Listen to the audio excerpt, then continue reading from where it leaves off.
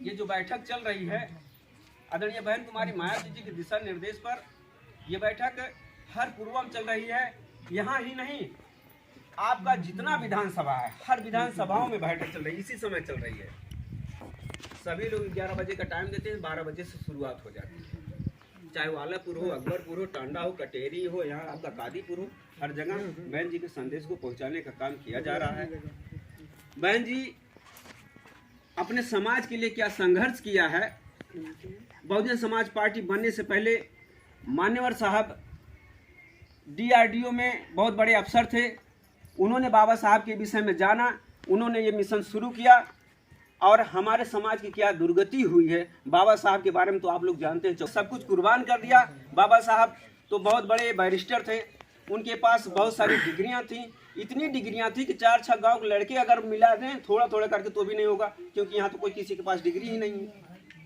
बाबा साहब पर उंगली उठाने वाले तो तमाम लोग हैं, लेकिन उनके बराबर पहुँचने की किसी की हैसियत नहीं है। बाबा साहब ने भारतीय संविधान जो लिखा है, बाबा साहब ने बड़ी मेहनत के बदौलत भारतीय संविधान में पहुंचने का काम किया। यही कांग्रेस पार्टी के लोग बाबा साहब को कांग्रेस महासभा में, विधानसभा महासभा में पहुंचने के लिए, रोकने के लिए तमाम मतलब योजनाएं की थी। फिर भी हमारे मुस्लिम समाज के कुछ साथियों ने बाबा साहब को संविधान सभा में भेजने का काम किया। बाबा साहब डॉक्टर भीमराव अम्बेडकर ने 2 साल 11 महीने 18 दिन में भारतीय संविधान को लिख करके भारतीय संविधान सभा में देने का काम किया। तब से हमारे समाज में धीरे धीरे सुधार होना शुरू हुआ। बीच में बाबा साहब का देहांत 1956 में हो जाने के बाद हमारा कारवां वहीं रुक जाता है। 1984 में मान्यवर साहब इस कारवां को जाने, बाबा साहब के विषय में जाने, फिर उन्होंने एक बहुत बड़ी, वो भी एक अफसर थे, उन्होंने नौकरी छोड़ करके अपने समाज को जगाने का काम किया। बहुजन समाज पार्टी बनने से पहले हमारे समाज की क्या स्थिति थी हमारे दादा उदा सब जानते हैं। फिर बहन कुमारी मायावती जी के संघर्षों का दौर शुरू होता, अभी हमारे कुछ सीनियर साथी बताएंगे आपको।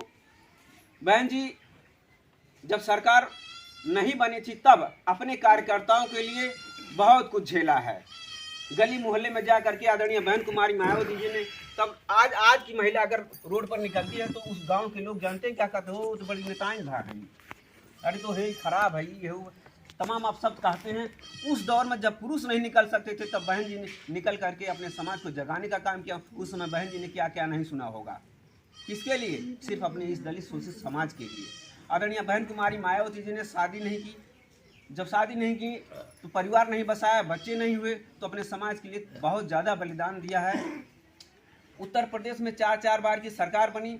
उस सरकार बनने के दौरान आदरणीय बहन कुमारी मायावती जी ने इस दलित शोषित समाज के लिए 46 जन कल्याणकारी योजनाएं लागू करके अपने समाज को उठाने का काम किया है।